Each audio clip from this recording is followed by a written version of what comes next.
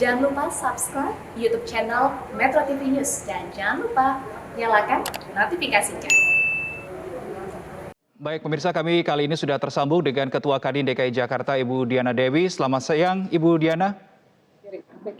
Selamat siang, Mas. Baik, Ibu Diana, terkait dengan kenaikan UMP DKI Jakarta yang terbaru sebesar 5,1% untuk tahun 2022. Bagaimana sikap dari Kadin Jakarta? Ya, Mas. Kita ketahui bahwa Pak Anies ini sudah menaikkan nilai yang menurut kami adalah keputusan UMP Jilid 2, kita sebutnya, Mas. Karena sebenarnya harusnya sudah diputuskan pada tanggal 21 November, yang mana tanggal 21 November pun itu hasil dari finalisasi antara tripartit. Di sini ada Dewan Pengupahan yang kita sebut tripartit, yaitu dari unsur pengusaha, kemudian unsur pekerja, dan juga unsur pemerintah. Nah, karena sudah diputuskan pada saat itu, maka kenapa harus ada lagi revisi? Nah, revisi inilah yang kita pertanyakan, mengapa bisa ada revisi, sedangkan formula yang kita keluarkan pada saat itu jumlahnya sesuai dengan yang sudah ditentukan oleh PP 36 tahun 2021.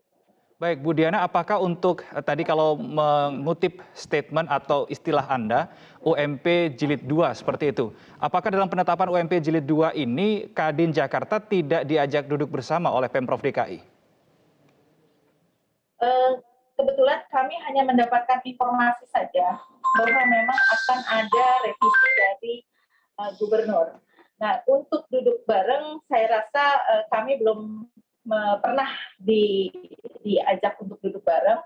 Tapi memang ada salah satu dinas terkait yang sudah menghubungi kami bahwa memang akan merevisi kenaikan UMP ini.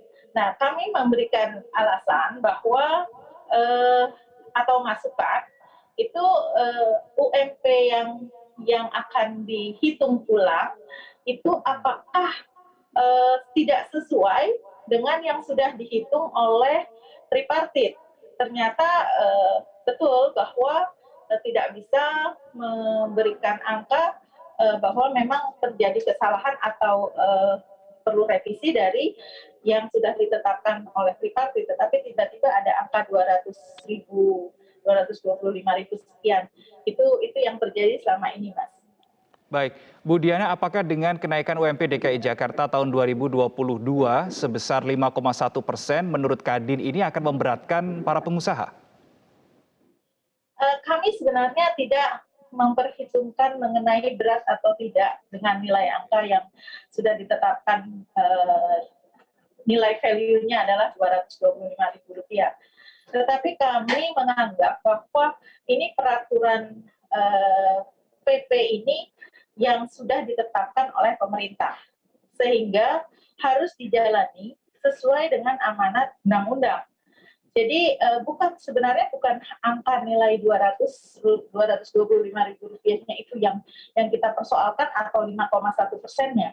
Tapi kita mempersoalkannya mengapa ada revisi tanpa ada peraturan yang baru, itu, Mas.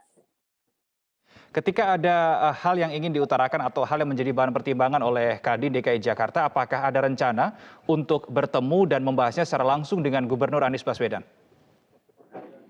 Ya, Mas.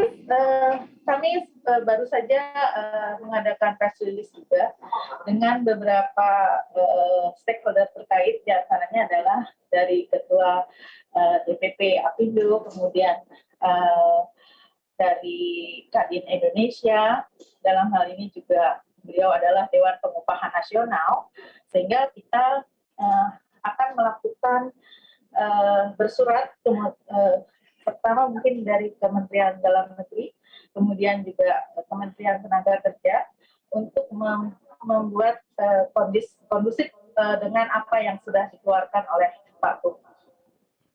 Baik, Bu Diana, kalau kita melihat dan mengingat kemarin November, Kementerian Tenaga Kerja Republik Indonesia sudah mengumumkan bahwa rata-rata kenaikan upah ini secara nasional 1,09%. Yang saya garis bawahi di sini adalah secara nasional. Berarti ini bisa jadi provinsi-provinsi yang ada di Indonesia ada yang lebih tinggi daripada angka 1,09%, ada juga yang lebih rendah. Bagaimana sorotan Anda soal hal ini? Ya, kalau di Kadin DKI, di Provinsi DKI sendiri, UMP yang kemarin terakhir dihitung oleh tripartit, itu adalah kenaikannya 0,85%, memang di bawah kenaikan UMP nasional. Nah, ada masih di situ, ada selisih antara Dewan di Dewan Pengupahan sendiri memang ada selisih dari utusan Serikat Pekerja. Mereka meminta untuk ada kenaikan sebesar 1,1%. Nah, itu kurang lebih sekitar 20.000 ditambah dari yang 37.000. Ini memang terjadi. Nah, tapi kalau untuk nilai yang 200.000 ini jadi pertanyaan, dan saya rasa ini akan lebih meningkat lagi dari yang tadi disebutkan bahwa UMP nasional berarti DKI dibanding UMP nasional juga akan lebih tinggi, lebih banyak spare-nya, Mas.